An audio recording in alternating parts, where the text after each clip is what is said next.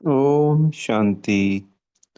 आज 10 मार्च 2025 के महावाक्यों के मनन चिंतन में प्यारे मीठे बाप दादा ने कहा, मीठे बच्चे, हम बच्चों को ये मनुष्य से देवता बनने की पढ़ाई पढ़नी भी है और पढ़ानी भी है। शांति धाम और सुख धाम का रास्ता बताना है सबको। इस संसार में जितनी भी आत्माएं हैं, सभी को बाबा का मैसेज जरूर पहुंचाना है। ये बाबा ने हमें कहा हुआ इसलिए है कि अंत समय तक कोई भी आत्मा ये ना कहे कि हमें तो पता ही नहीं था, नहीं तो हम भी ये वर्षा ले लेते। इसलिए हम किसी को भी मैसेज देते हैं तो बस मैसेज देके डिटैच हो जाना है। हम कई बार ये सोचते हैं कि ये ज्ञान में चले ही चले, हमारा नियर डियर होता है। तो जब किसान खेत में बीज बोता है तो उसने 100 बीज बोए तो 100 के 100 नहीं फल ही फूटते हैं। और वो गिनता भी नहीं है और ये सोचता भी नहीं है कितने होंगे कितने नहीं होंगे। तो हमारा कार्य जो हमें सेवा दी गई है, हम निमित्त बने हैं, हमारा सौभाग्य। तो हमें स्वयं को पढ़ाई पढ़ के ऊंच बनाना है और बेहद की प्रत्येक आत्मा को किसी न किसी तरीके से बाबा का मैसेज पहुंचाना है। बस वो ज्ञान में चलते हैं, नहीं चलते हैं, चलते हैं तो आगे की जो यात्रा है उसमें मदद करनी है, मददगार बनना है, वो भी सेवा है। और नहीं चलते हैं तो शुभ कामनाएं और शुभ भावनाएं रखनी है। यही हमारा सेवा का क्षेत्र है। हम मन में उसके पीछे बार बार संकल्प क्रिएट करें, उसके पीछे लगे रहें, नहीं। संकल्प के बजाय शुभ भावना और शुभकामनाएं।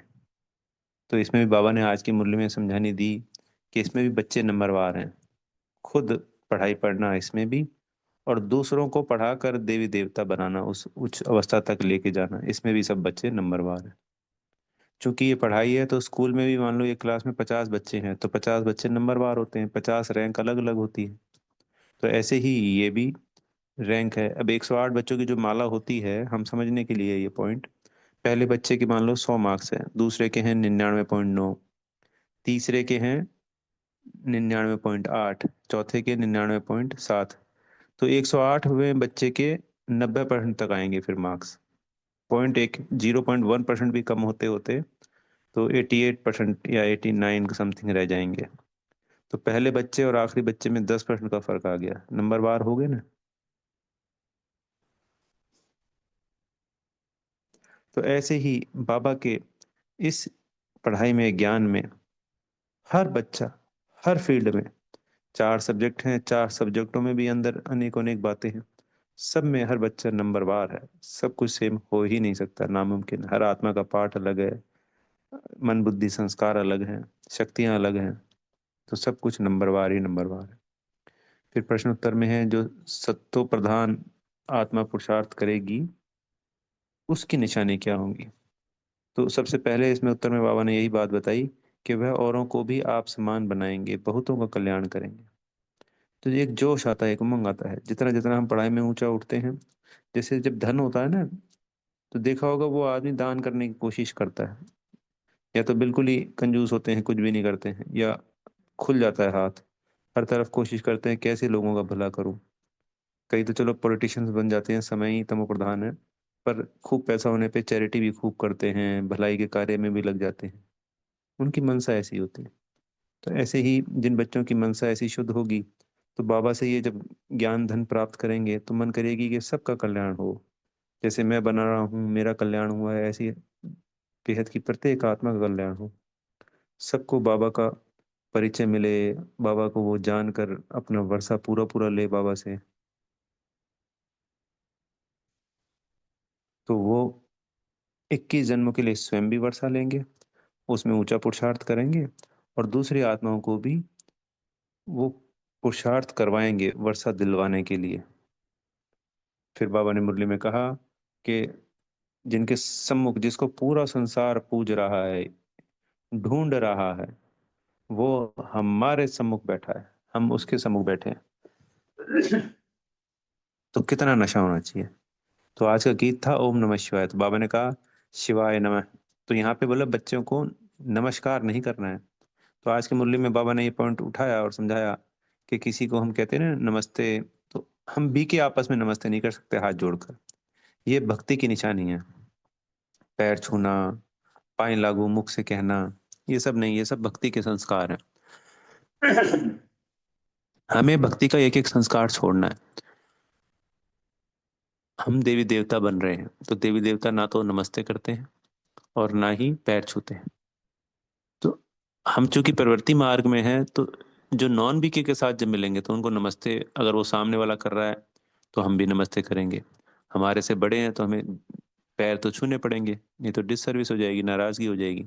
तो वहां मना नहीं करनी है। ये तो आपस में, जैसे हमें बाबा को नमस्ते नहीं, ओम शांति करेंगे हम बाबा से, और अपने बीके भाइयों से ओम शांति करेंगे, हाथ जोड़ के नमस्ते करना या पैर छूना ये नहीं करना है।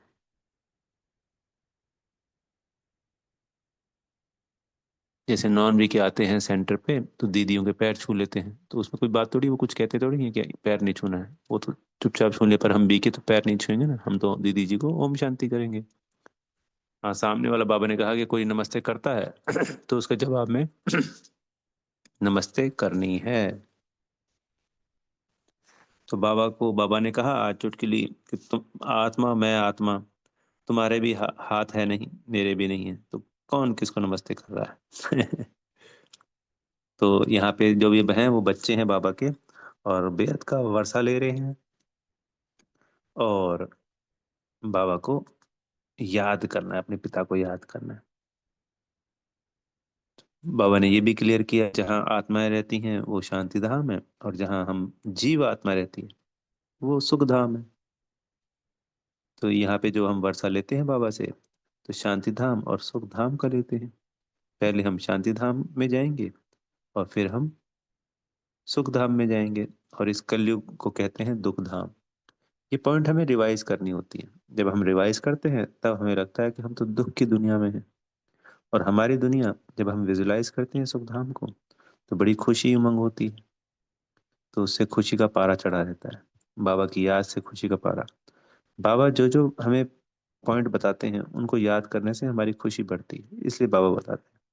इसलिए मुरली का मनन चिंतन करना होता है कि हम तो देवी देवता जैसे और लक्ष्मी नारायण बन रहे हैं, देवी देवता बन रहे हैं। खुशी दिलाएगी ना, कितनी अच्छी सुंदर ड्रेस है, सतो प्रधान शरीर है। आज के शरीर से कितनी तकलीफ होती है। बाबा ने कहा प्रकृति के पांचों तत्व भी तमो प्रधान है, पृथ्वी भी तमो प्रधान है। तो इस शरीर में तो कुछ ना कुछ हलचलें होती हैं, हम सभी जानते हैं, बीमारी होती है। तब ऐसी दुनिया आएगी जिसमें हम 21 जन्मों के लिए सदा सुखी रहेंगे। तो इसके लिए क्या करना है? पूरा पुरुषार्थ करना है। बाबा ने आज अनेकों बार कहा, अपने को आत्मा समझ, अपने बाबा को, हमारे पिता को, उस परमात्मा को सदा याद करना है। सिर्फ इसी बात में सबसे बड़ा कल्याण छिपा हुआ है।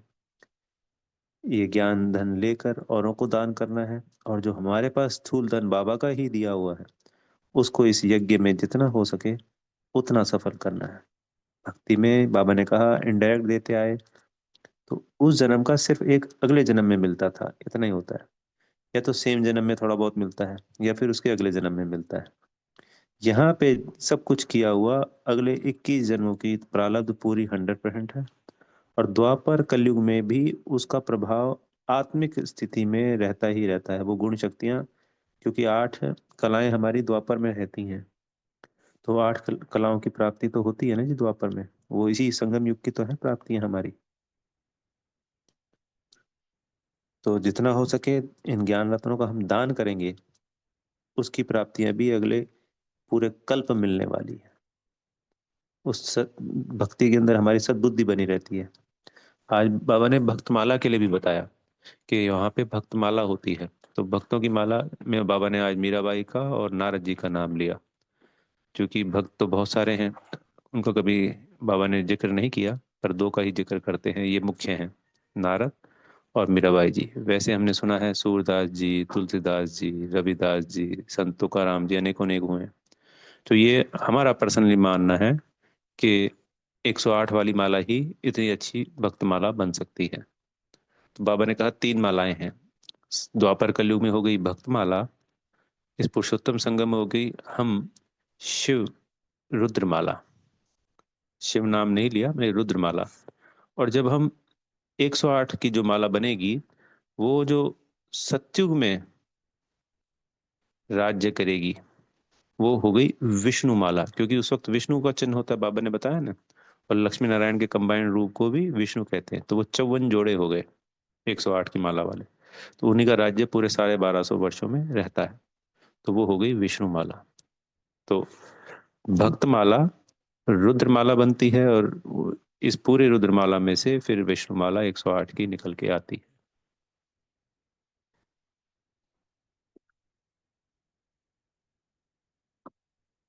फिर बाबा ने कहा कि जो श्री कृष्ण की महिमा दिखाई गई है और अनेकों अनेक बातें बताई गई हैं, वो सब झूठे कलंक हैं, वो सब बोगस हैं। जैसे श्री कृष्ण ने माखन खाया, तो बोला बच्चा तो दूध पीता है, माखन थोड़ी खाता है, और वो तो सत्युग का प्रिंस है, उसको क्या चोरी करने की जरूरत है, क्या मटकी फोड़ने की जरूरत। दूसरा बाबा ने कहा, जैसे बबूलनाथ का उदाहरण दिया, तो बाबा आकर हम बच्चों को इस संगम युग पर कांटों से फूल बनाते हैं। तो जब हमें कांटों से फूल बनाया, तो उनका नाम, जैसे बॉम्बे में जो मंदिर है वहां पे बोलते हैं बाबूरी नाथ, तो बबूलनाथ, बबूल होता है कांटे वाला, हो गया ना। तो कांटों से फूल बनाने पे उस कर्तव्यवाचक का नाम बाबुलनाथ रख दिया, हम ही ने, बच्चों ने भक्ति में रखा होगा, जैसे अमरनाथ रखा नाम। तो अब हमें कहाँ लेके जा रहे हैं बाबा? सत्युग में। सत्युग में कौन सी हो गई? अमरलोक, क्योंकि वहां पे शरीर को सहजता से छोड़ते हैं, जैसे सर्प का मिसाल है, कपड़े की तरह वो छोड़ता है ना अपने केचुली को। तो हम भी एक शरीर छोड़कर दूसरा ले लेते हैं, भाई कपड़ा बदलना है तो बदल दिया। तो हमें अमर बना दिया बाबा ने, तो उसके ऊपर उनका कर्तव्यवाचक नाम हो गया अमरनाथ। तो जितने भी बाबा के नाम हैं, और जो भी पुरुषोत्तम संगम युग पे बाबा ने आके हमारे द्वारा कर्म कराए और बाबा ने की है हमारे ऊपर मेहनत, तो वो सारी की सारी महिमा जो अपरंपार है, वो सिर्फ एक शिव बाबा की है। बाकी सत्युग त्रेता में तो हम सिर्फ प्रारब्ध भोगते हैं, तो उसमें तो कोई महिमा की बात ही नहीं। द्वापर कलयुग में हमने कर्म किए जैसे संसार के सभी आत्माएं करती हैं, और इस संगम युग पे जरूर हमने बाबा की श्रीमत पे सुकर्म किए, इसलिए बाबा के संग संग हम बच्चों की भी महिमा हो गई। पर भक्ति के अंदर सारी की सारी महिमा देवी देवताओं को दे दी, जो कि महिमा असल में है शिव बाबा की।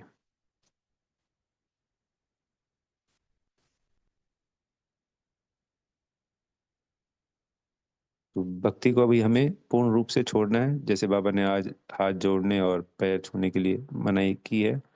तो जितने भी संस्कार हमें अपने आप पे फोकस करके, भक्ति के जो भी संस्कार हैं उनको छोड़कर, और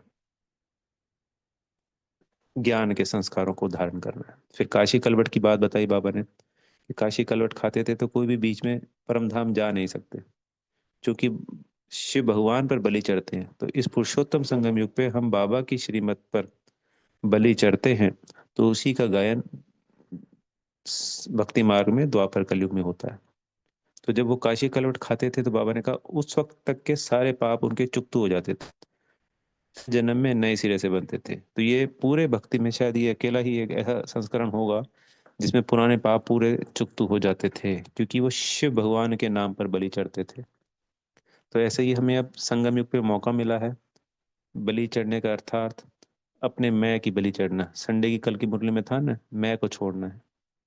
तो मैं की जब जो बच्चा बलि चढ़ा देगा, उसके बाद तो उसमें कुछ बचेगा ही नहीं ना। निराकारी, निर्विकारी और निरअहंकारी।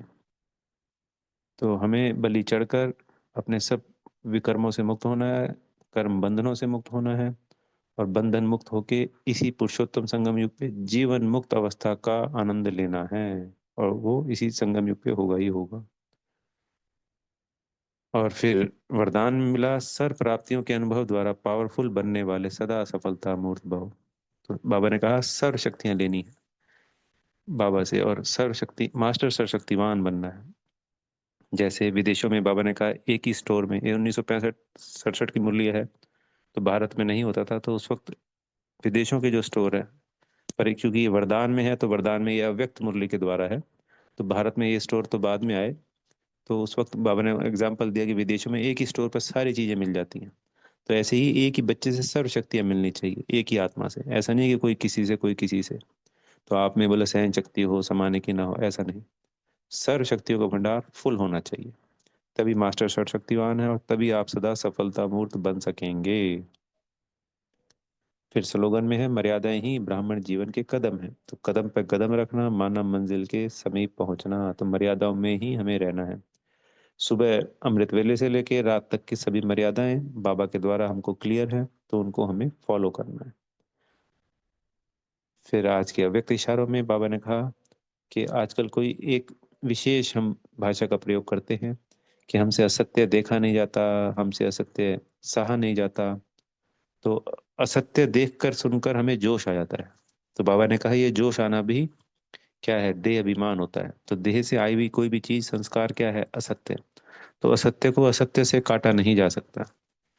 असत्य को आत्मा की सत्यता की शक्ति से काटा जा सकता है। तो जब कोई ऐसा करता है तो हमें उसको सत्यता की शक्ति का दान देना होता है, जब वो असत्य बोल रहा है, और अपने आप को चुप रखना होता है।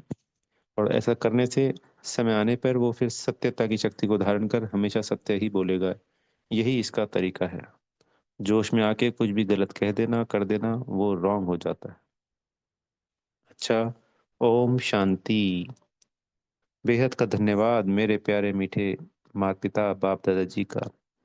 आप सभी आत्मा भाइयों का बेहद का धन्यवाद, और बेहद की दिल से शुभकामनाएं, शुभ भावनाएं। सदा सर्व प्राप्तियों और सर्व शक्तियों से भरपूर हो, सदा सफलता मूर्त है। ओम शांति।